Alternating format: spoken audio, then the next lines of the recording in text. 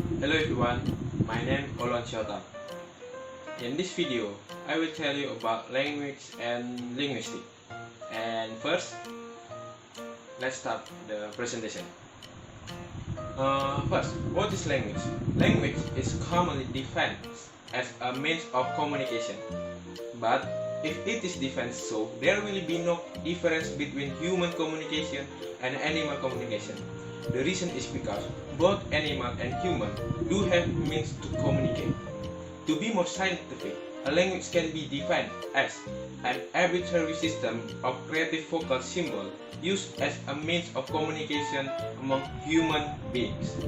Let us see what is meant by arbitrary system and vocal symbol, creative and means of communication as the characteristic of human language.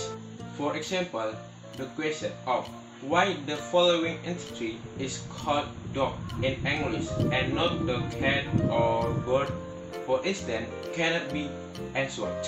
Second, language is vocal symbol. Considering a language as a construction of vocal symbol, we actually want to distinguish oral from written language.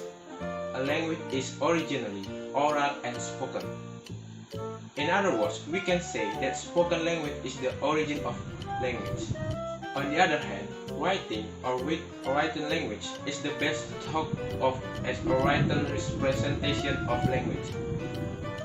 One of the difference between oral and written language is that written language tends to be perspective, but oral or spoken language is not perspective. And so, language is creative.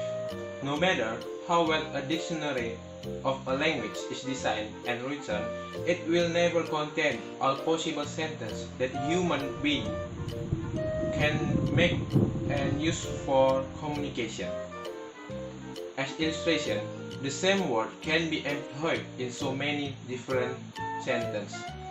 As exemplified with the following phrase: I eat rice, you eat bread. We just can mention that the words from it. We can use it in many sentences. Indeed, we create and heard new sentence in our language all the time in everyday communication.